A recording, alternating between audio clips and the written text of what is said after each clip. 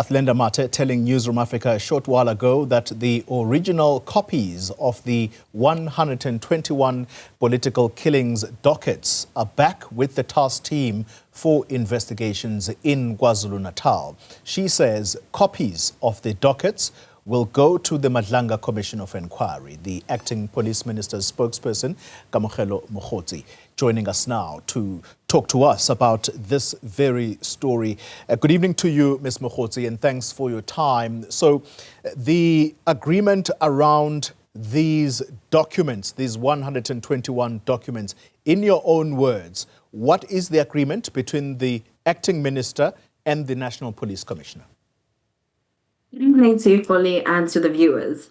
The agreement between the Minister and the National Commissioner is that the SAPS will cooperate with the Commission. So should there be a request by the Commission for the respective dockets in whatever form, whatever content is required by the Commission, then the SAPS management will then be compliant with the Commission's request. And is it an agreement as well that the Commission will work with copies of these documents, because the originals, we are told, are now in the hands of the KwaZulu-Natal Political Killings Task Team? I think we need to take into consideration the legal ramifications in any legal matter. So I think the Commission will then be specific in terms of what content they require from the dockets, whether it would be the copies or the originals. So I think that would be left to the Commission to basically state. I'm trying to really get to grips with that response. Are you saying that it is an agreed position that the Commission is happy to work with copies of these dockets as opposed to the originals? And the reason I'm harping on this has to do with the integrity of the documents, which was raised in the statement that the police are saying is a joint statement between yourselves and them. I think Brigadier Mathe actually spoke about the fact that copies were made, and when you did pose the question about the integrity of the dockets themselves, I think she mentioned that there had been thorough checking of the dockets. The Commission is still to advise as to whether they will require the dockets and in whatever form, Toli. So I think when it comes to that, the Commission hasn't yet stated whether it will require the dockets. It hasn't stated which contents of the dockets it would require, but also which dockets specifically it would require, because Brigadier Mathe also outlined that there are a number of dockets pertaining to a range of matters. So I think we should then just wait for the Commission. But in essence, our statement was to communicate that the SAPS will cooperate with the Commission should there be a request for the dockets. To the Minister's understanding, what is the status of the KwaZulu-Natal Political Killings Task Team?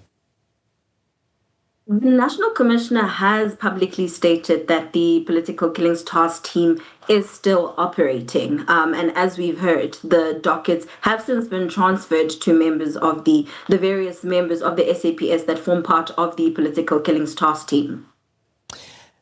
The reason I ask this question is that if indeed it is in existence, who leads it? As Brigadier Mathe had explained, the National Commissioner is constitutionally appointed to manage and control the SAPS. So at the moment, we do know that the members report to the National Commissioner in his capacity as the overall controller and manager of the SAPS. All right, so the National Commissioner is the overall controller, but the person who actually leads the team on the ground, and this is not guesswork. We were told last night by the KwaZulu-Natal police spokesperson that the person who actually leads the team and these dockets are going to go to the commissioner, the KwaZulu-Natal Police Commissioner, General Nhlanhla Mkhwanazi. Is that your understanding as to who is leading this team on the ground? Again, when it comes to operational matters, those are tasked or vested in the National Commissioner. And as the national spokesperson for the SAPS has stated, at the moment, we do know that the National Commissioner is in charge. All right. Let's talk about the purported extension of this particular task team, we're now going to have a Gauteng leg. Is the minister appraised of that? Is he in agreement?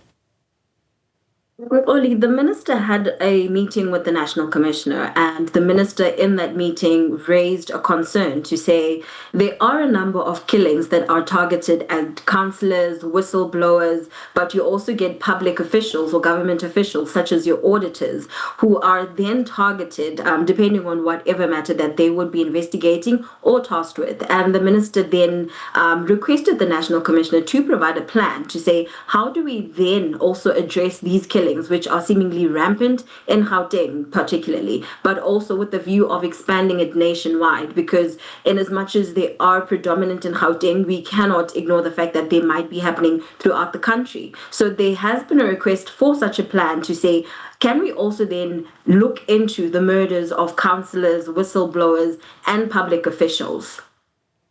So what does that mean? The Gauteng is going to have its own political killings task team. Is that effectively agreed upon? It might not necessarily be called a political killings task team, but there has been a request for an expansion into these specific murders that particularly relate to your councillors and your whistleblowers. And again, these are happening predominantly in Gauteng. However, we are aware that they might be happening throughout the country. So it might necessarily begin in Gauteng, that there is a dedicated team that will be looking at these particular types of murders, but that can also then be expanded to throughout the country.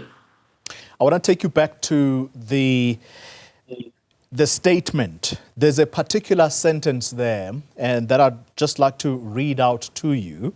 And I quote now, a key outcome was that Minister Kachalia and General Masemula agreed to the necessity of maintaining a professional, collegial, and respectful relationship. Why was that necessary to mention in this statement? I think there's been a bit of a distortion with regards to the minister's role and the National Commissioner, particularly by the public. So we wanted to communicate to the public to say, and as much as there are sentiments that people are saying that there seems to be a strained relationship, we actually did want to affirm that no, actually there's a professional and collegial and respectful relationship between the minister and the National Commissioner, each one understanding the role that they fulfill constitutionally. That was the need for that specific line. Well, if there is indeed a professional relationship and a cordial one that exists between the two, the next line seems to suggest otherwise, and I'm going to read it out to you as well. Importantly, this is a quote now, importantly, that there be prior consultation and regular reporting on important matters in the public and policy domains. That doesn't tell us that there is a cordial or possibly even consultation when decisions are taken. I think you'll remember that when the National Commissioner made or responded to the question about the dockets, it was on the sidelines of the Interpol African Regional Conference. And the question was then posed. The National Commissioner, because he is tasked with operational matters, he then responded in that manner. But I do want to mention, Xoli, that there is a good working relationship between the Minister and the National Commissioner. All right. We are going to have to leave the conversation there. Thank you very much. Kamogelo Mogotsi speaks on behalf of the acting police minister, Feroz Kachalia. Thank you very much for your time.